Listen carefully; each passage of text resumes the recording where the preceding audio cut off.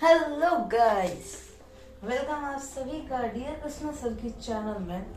और आज का जो टॉपिक है क्लास 10 का सबसे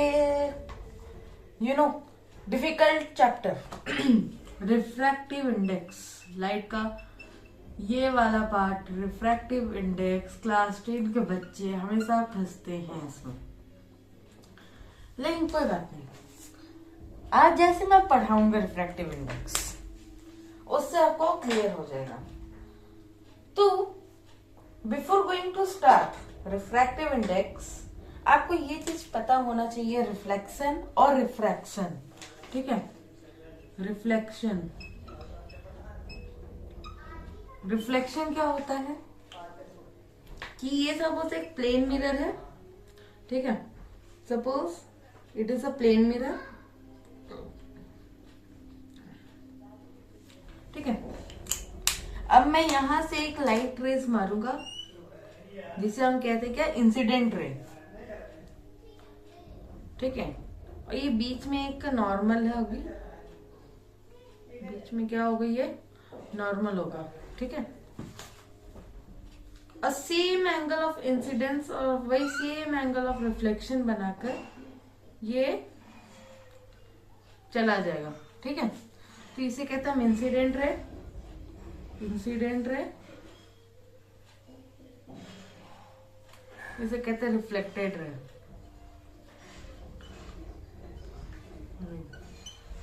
लाइट के 3 फिनोमेना होते हैं, रिफ्लेक्शन, रिफ्रैक्शन और एब्जॉर्प्शन।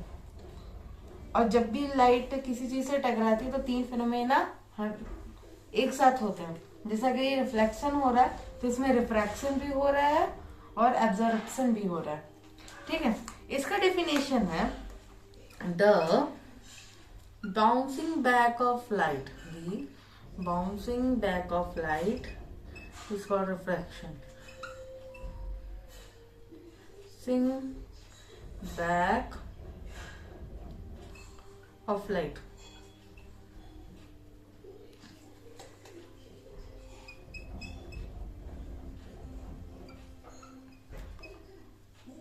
रिफ्लेक्शन, जिसमें angle I is equal to the angle R।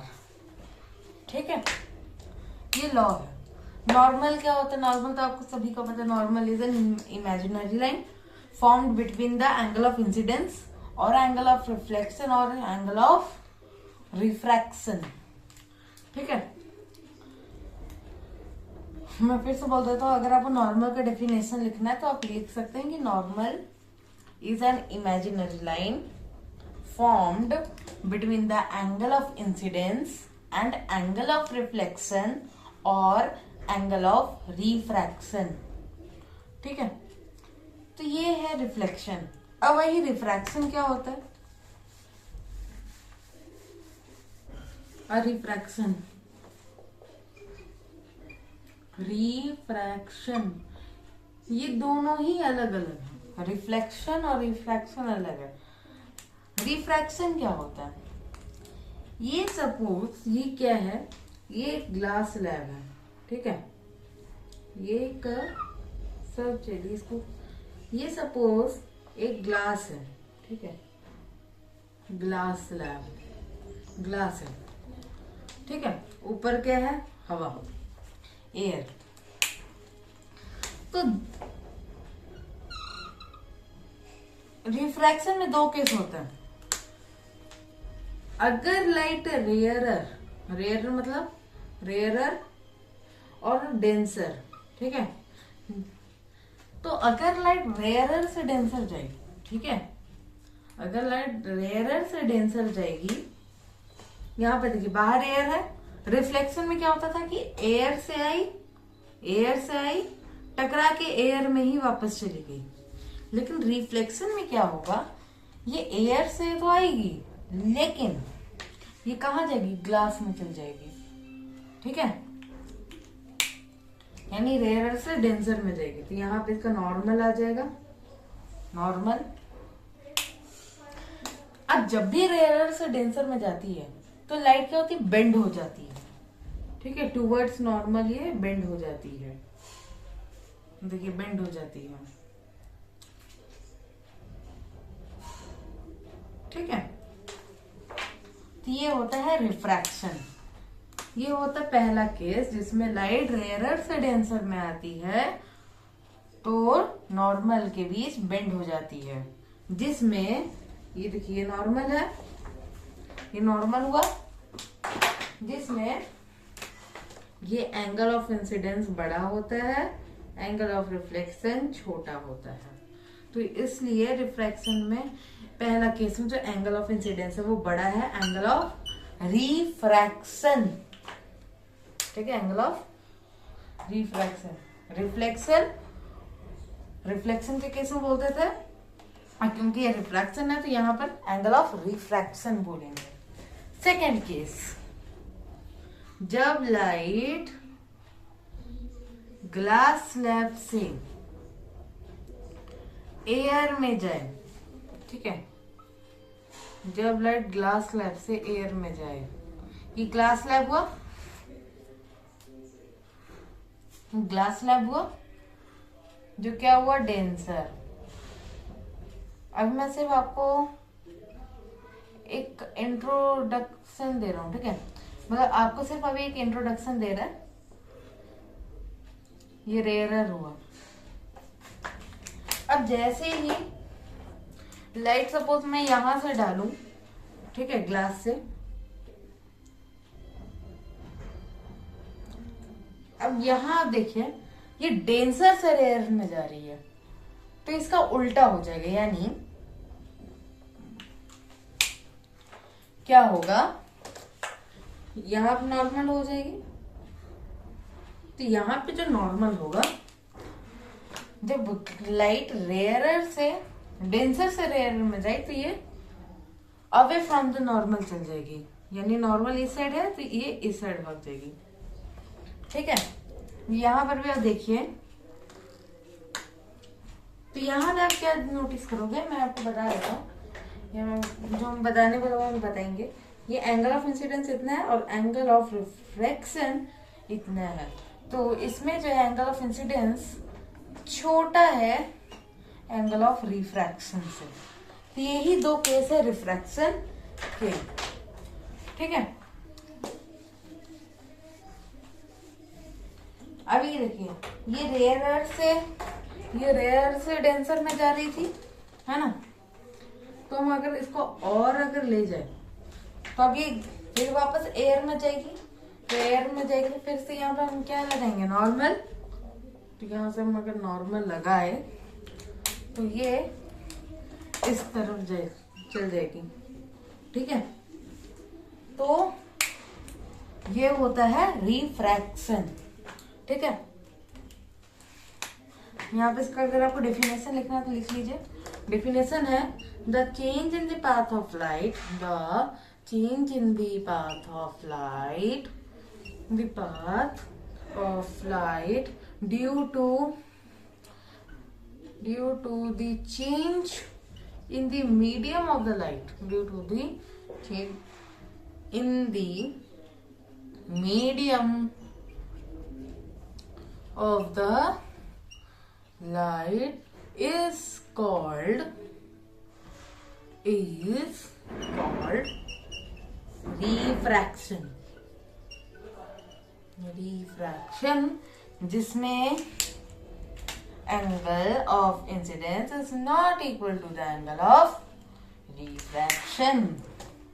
तो आई होप इतना आपको क्लियर हो गया। ठीक है, तो आप ये स्क्रीनशॉट ले सकते हैं। तो अब हम लोग चलते हैं अपनी मेन टॉपिक की ओर, जो है अपना रिफ्रैक्टिव इंडेक्स। मैं आपको बता दूं, ये स्टार्ट करने से पहले आपको रिफ्लेक्शन और रिफ्रैक्शन अच्छे से आना चाहिए था, इसलिए मैंने आपको ये एक्सप्लेन कर दिया, क्योंकि मैंने कोई रिफ्लेक्शन और रिफ्रैक्शन का वीडियो नहीं है मेरे चैनल पर। सो मैंने सोचा कि पहले इसको स्टार्ट करने से पहले आप लोग इसका इंट्रोडक्शन दे दें। तो अब रिफ्रैक्टिव इंडेक्स क्या होता है, पहले हम इसको समझते हैं। तो रिफ्रैक्टिव इंडेक्स मतलब होता है, it is the ability of a material or a substance to bend light. ठीक है, रिफ्रैक्टिव इंडेक्स क्या होता है? It is the ability of a material और a substance to bend light. ठीक है, जो ऑब्जेक्ट लाइट को कितना बेंड कर सकता है वो होता है रिफ्रैक्टिव इंडेक्स. ठीक है, जैसे हम आपको एक चीज दिखाते हैं, एक एग्जांपल यहाँ पे लिखते हैं.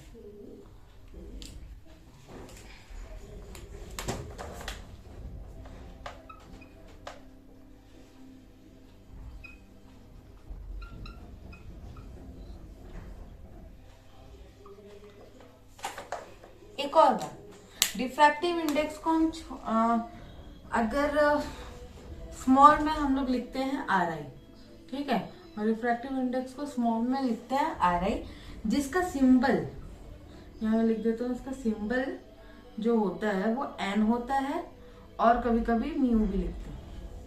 ठीक है, ये भी लिखते हैं कभी कभी, और कभी कभी एक स्मॉल N भी होता है. ठीक है,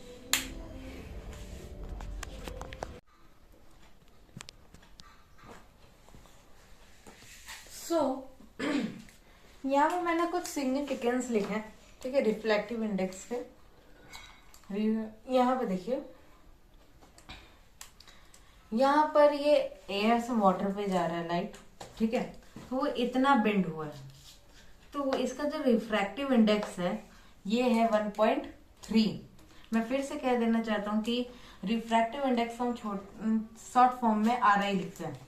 ठीक है, अब जो ये लाइट वाटर से एयर से वाटर में आ रहा है, तो इसका जो रिफ्रैक्टिव इंडेक्स है ये है 1.3.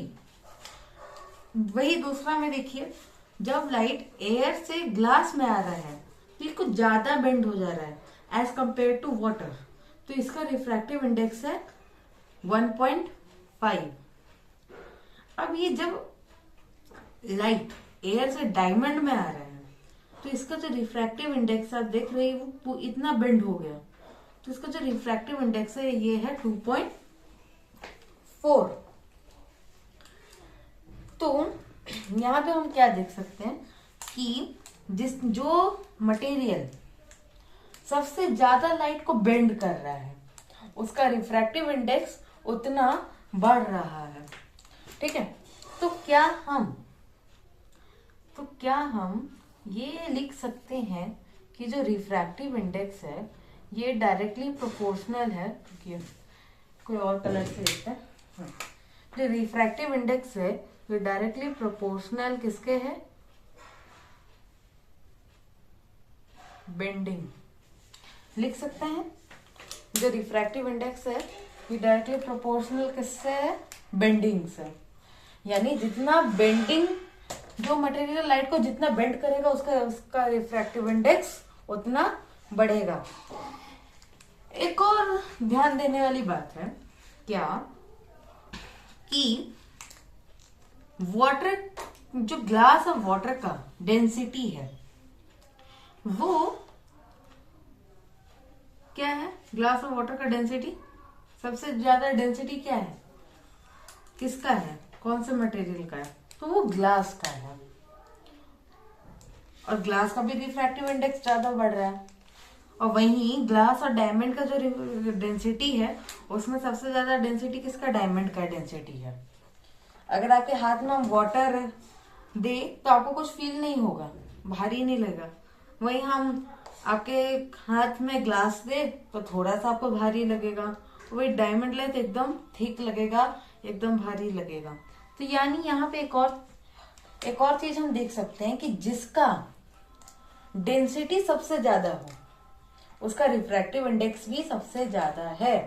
तो क्या हम ये भी लिख सकते हैं कि जो रिफ्रैक्टिव इंडेक्स है वो डायरेक्टली प्रोपोर्शनल है डेंसिटी के?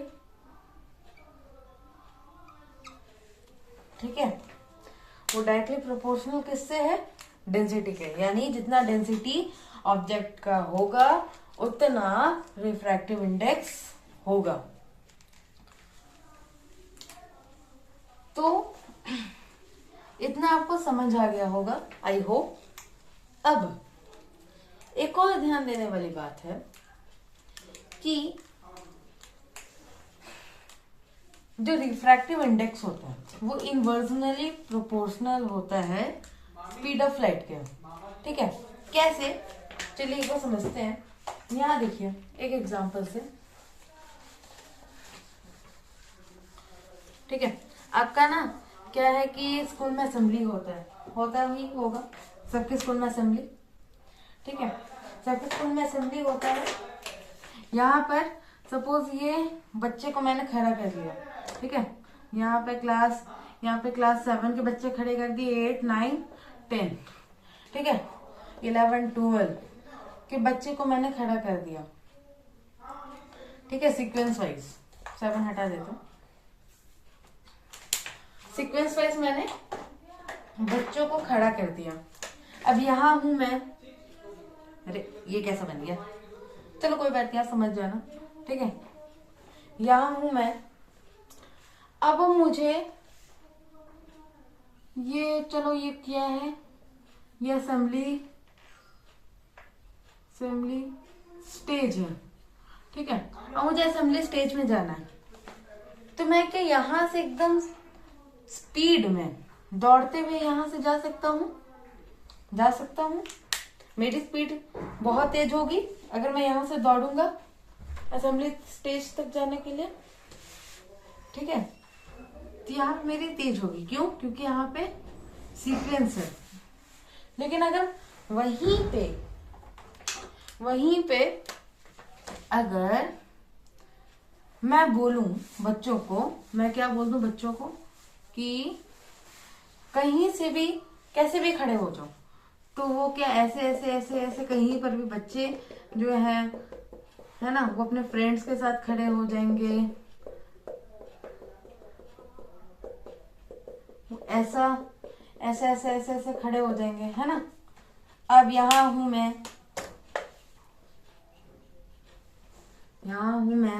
अब मुझे असेंबली स्टेज तक जाना है। तो क्या मेरी स्पीड वैसे ही होगी जैसे पहले थी? नहीं होगी, क्योंकि यहाँ पे जो अरेंजमेंट है, यहाँ पे बहुत सारे ऑब्स्टिकल्स आ गए हैं मेरे सामने। वहां पे एकदम खाली जगह था। तो इसलिए जिसका डेंसिटी ऑब्जेक्ट का ज्यादा होता है, ऑब्जेक्ट का, वो उसकी अरेंजमेंट, वहां पे जो लाइट की जो स्पीड है वो घट जाती है। उसकी अरेंजमेंट कुछ इस प्रकार की ही होती है। और जिसका डेंसिटी कम होता है, उसकी जो लाइट की स्पीड है वो सबसे ज्यादा होती है, क्योंकि वो पहले जैसा अरेंजमेंट था, खाली जगह था। तो हम क्या लिख सकते हैं कि जो रिफ्रैक्टिव इंडेक्स है वो इनवर्जनली प्रोपोर्शनल है स्पीड ऑफ लाइट के।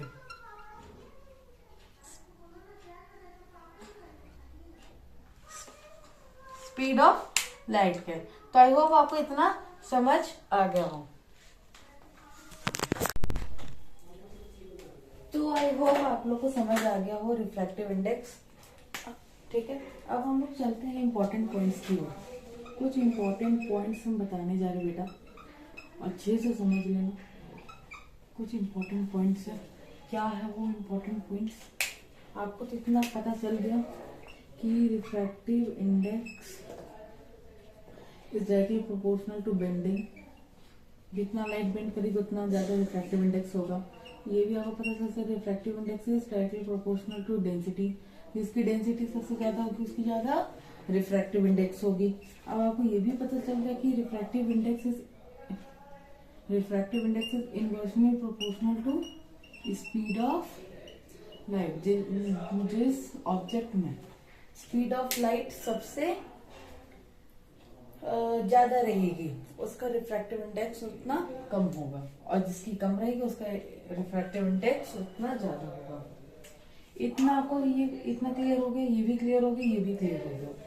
अब कुछ और चीजें हैं जो आपको क्लियर होनी बाकी है। अच्छा, ये भी तो आपको क्लियर होगा ना कि रिफ्रैक्टिव इंडेक्स का सिंबल क्या होता है बेटा? ये होता है ईटा। ठीक है, कोई कोई बुक्स इसे ये भी लिख देते हैं, तो कंफ्यूज मत होना, ठीक है। अब इतना ये भी आपको ये क्लियर हो चुका है, ठीक है। अब कुछ एक्स्ट्रा बता रही, ये समझो। Speed of light, speed of light in air, ये आप सभी को पता होना चाहिए। इन एयर ये आप सभी को पता होना चाहिए 3 × 10⁸ मीटर पर सेकेंड, ये स्पीड होनी चाहिए, ठीक है। स्पीड होती है एयर में, लाइट की एयर में 3 × 10⁸ मीटर पर सेकेंड, ठीक है। और वैक्यूम को हम इक्वल मानते कैसे, एयर को इन रिफ्रैक्टिव इंडेक्स ओनली, इन रिफ्रैक्टिव इंडेक्स ओनली। होता तो ये अलग है, लेकिन रिफ्रैक्टिव इंडेक्स में वैक्यूम और एयर सेम कहलाता है। क्यों? क्योंकि वैक्यूम का होता है 1.00 रिफ्रैक्टिव इंडेक्स और एयर का होता है 1.003, जो इक्वली है, तो ये दोनों इक्वल होते, लेकिन असल में नहीं होता। तो ये चीज कुछ इंपॉर्टेंट पॉइंट्स जो आपको याद होनी चाहिए, और भी बताएंगे। अभी हम इतना क्लियर कर दिए, अब हम लोग और आगे बढ़ते हैं।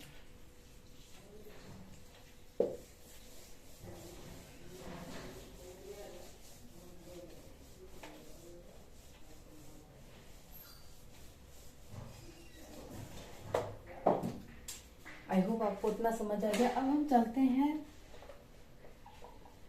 Snell's law.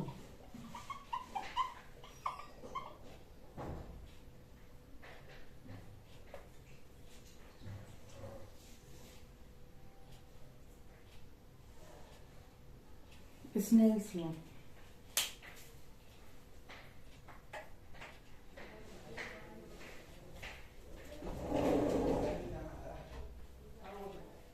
स्नेल एक बाबा थे, ठीक है। उन्होंने अपना एक लॉ दिया कि बच्चा, हम तुम्हें ना एंगल आई और एंगल आर का एक रिलेशन दे रहे हैं। क्या दे रहे बेटा? रिलेशन एंगल आई और एंगल आर का रिलेशन दे रहा है। उन्होंने कहा बेटा कि sine I by sine R जो मेरा होता है ना बेटा, वो हमेशा कांस्टेंट रहेगा। मतलब sine I by sine R वो हमेशा कांस्टेंट रहेगा, लेकिन इसका भी कंडीशन उन्होंने दे दिया। कंडीशन उन्होंने कहा कि ये तब इक्वल रहेगा जब इसका मीडियम चेंज ना हो और जब लाइट की कलर चेंज ना हो। ये नहीं कि तुम एयर से अगर ग्लास में डाल रहे हो, उसका निकाल रहे हो तो कुछ और वैल्यू आ रहा है, फिर तुम एयर से वाटर में डाल के देख रहे हो, या फिर तुम इसका ग्रीन लाइट से देख रहे हो, फिर तुम इसको येलो लाइट से देखने लगे, तो ऐसा नहीं करना बेटा। Sine I plus sine R constant रहेगा जब तुम इसका मीडियम और कलर नहीं चेंज करोगे लाइट का। चलो, उन्होंने बोला इक्वल्स, उन्होंने कह दिया n/1, ठीक है। ये इक्वल होता है किसका? n/1। n/1 क्या होता है? n/1 क्या होता है? मास्टर, इसे भी समझा दो ना मास्टर। बेटा n/1 का मतलब होता है, ये मार्कर पता नहीं कहाँ से उठा के लिए हैं, तो हम यहाँ भी समझा दे रहे बेटा। n/1 का मतलब होता है, n का मतलब होता है आपका refractive index in medium 1, refractive index in medium 2 with respect to refractive index in medium 2 with respect to medium 1। ये चीज इसी का मतलब होता है, ठीक है। ये मतलब होता है n/1 का मतलब ये होता है refractive index in medium 2 with respect to medium 1, ठीक है। यानी बेटा ये मान लो मीडियम 1 है, n2 है, मान लो ये मीडियम क्या है बेटा?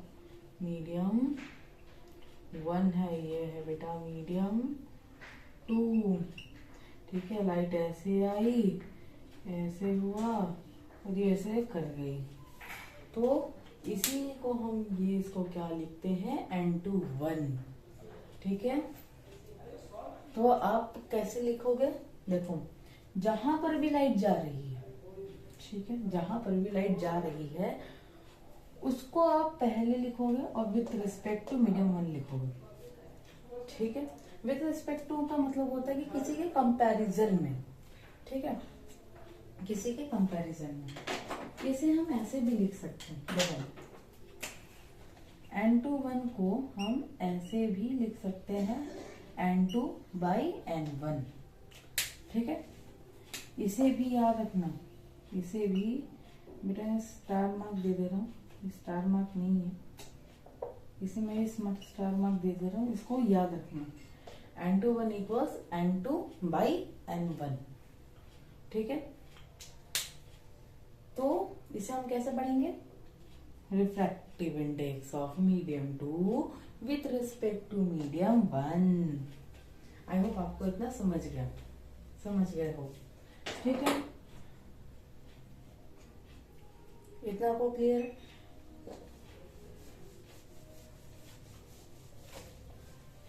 अच्छा, एक क्वेश्चन देता है, ठीक है, एक क्वेश्चन है, मान लो एक क्वेश्चन हम दे रहा है, फाइंड, हमें क्वेश्चन लिख रहा है फाइंड रिफ्रैक्टिव इंडेक्स, जिसमें मेरा एंगल आई सपोज दिया हुआ 30 डिग्री और एंगल आर दिया है सपोज 60 डिग्री। ठीक है, मुझे एंग बताना है। तो बेटा आपको पता है स्नेल्स बाबा का रूल क्या होता है, स्नेल्स बाबा का रूल क्या होता है, सॉल्यूशन आपको पता है। उन्होंने कहा था कि sine I by sine R, है ना, इक्वल्स बेटा होता है कांस्टेंट। ठीक है, यानी कांस्टेंट मतलब होता है रिफ्रैक्टिव इंडेक्स, मतलब होता है N21। ठीक है, यहाँ देखो sine 30 degree by sine 60 degree. आपको पता है ना, साइन की वैल्यू तो नहीं भूल गए ना, ट्रिग्नोमेट्री पढ़ रहे हो ना। 1/, आपको पता है ना साइन 30 डिग्री का वैल्यू और साइन 60 डिग्री का वैल्यू क्या होता है। देखो भूलना मत बेटा, ठीक है, भूलना मत, भूल गए तो बताओ बेटा ना बहुत बड़ा आफत है, भूलना तो एकदम ही नहीं, बहुत मत खाओगे। 1/2/√3/2। ठीक है, 2 से 2 कट गया तो 1/√3 आ गया, ये तुम्हारा बेटा वैल्यू हो जाएगा। ठीक है, तो ये आपको कर लोगे। ठीक है, इतना आपको क्लियर हो गया है।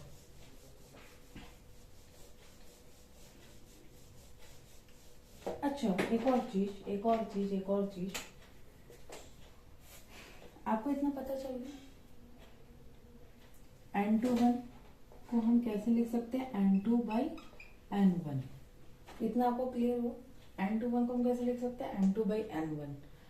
अब मुझे एक बात बताओ कि हमने पढ़ा क्या था बेटा, refractive index is inversely proportional to speed of light. ठीक है, ये हमने पढ़ा था। तो हम क्या यहाँ पे ऐसे लिख सकते हैं, C1/C2 रेसिप्रोकल हो जाएगा ना, इसका उल्टा हो जाएगा। C का मतलब होता है क्या, स्पीड। ठीक है, तो C1/C2 ऐसे लिख सकते हो। देखो फिर से बता रहे हैं आपको, तो इतना पता चल गया कि N21 को हम N2/N1 लिख सकते हैं, इतना आपको पता चल गया। तो अब आपको ये भी पता है कि रिफ्रैक्टिव इंडेक्स का मतलब होता है बेटा प्रोपोर्शनल, इनवर्सली प्रोपोर्शनल किससे होता है बेटा, स्पीड ऑफ लाइट से। तो हम क्या लिख सकते हैं कि स्पीड ऑफ C1/C2 लिख सकते हैं, इसका रेसिप्रोकल करके लिख सकते हैं। तो ये भी आपको फॉर्मूला समझना होगा, इसे भी आप याद कर लेना, ये भी इम्पोर्टेंट में डाल दे रहे हैं। ठीक है, बहुत इससे भी बेसिस का फॉर्मूला पूछ लेता है। ठीक है, पढ़ रहा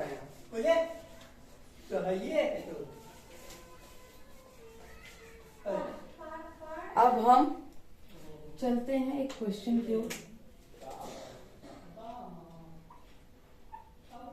एक क्वेश्चन कर लेते हैं, करना भी चाहिए ना कभी कोई क्वेश्चन। तो एक क्वेश्चन क्या लिखे, कोई क्वेश्चन दे, क्या दे बोलो, सोच के बताए क्वेश्चन। मेरे दिमाग में आ नहीं रहा बेटा।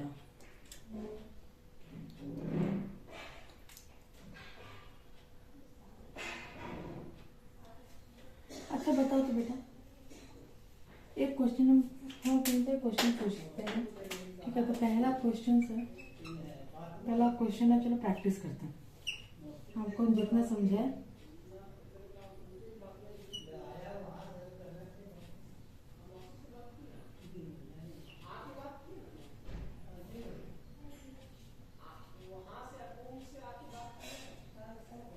तो बेटा मुझे बताओ बेटा कि इसमें से रेयरर कौन है, डेंसर कौन है। ये दोनों केस में रेयरर कौन है, डेंसर कौन है।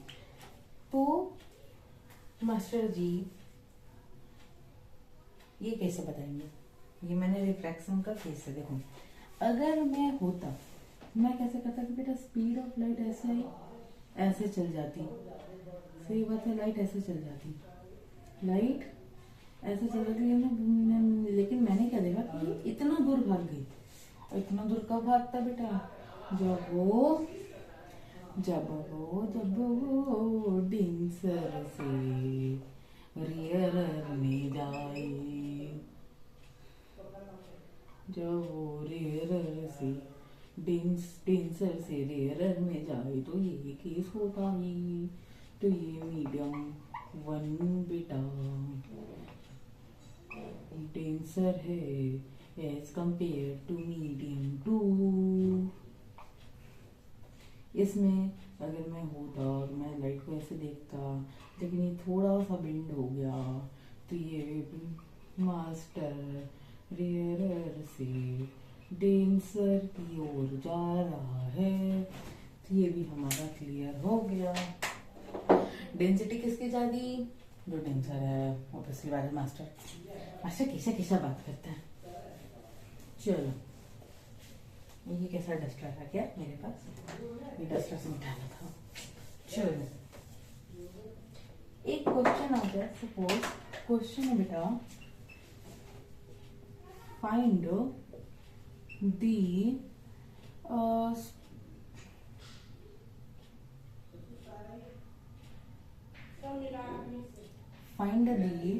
क्या फाइंड करना बेटा आपको। मान लो एक फाइंड आउट करने के लिए हम आपको दे क्वेश्चन, क्या दे कि, तो ये क्वेश्चन है find the speed of light in water if refractive index of water with respect to air is 1.5। ठीक है, तो सबसे पहले हम लिखते हैं बेटा सॉल्यूशन।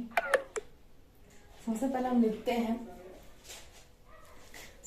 हम बेटा लिखते हैं कि क्या क्या हमें दिया हुआ है।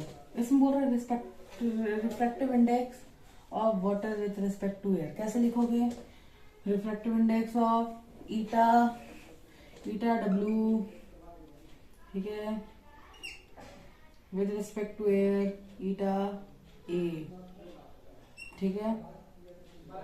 यानी जैसे हम ऐसे भी लिख सकते हैं क्या, refractive index of water by a, तो refractive index of W by refractive index of a, ये हम लिख सकते हैं। ठीक है, अब देखो इस मेरा दिया हुआ 1.5, ठीक है, और मुझे क्या बताना है बेटा, मुझे क्या बताना है, एयर का बताना है।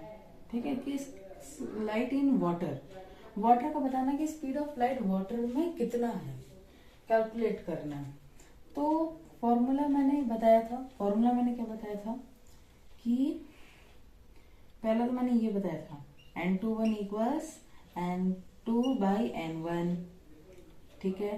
दूसरा मैंने ये भी बताया था कि C1 बाई C2 ये भी इक्वल होता है, ये भी फॉर्मूला है।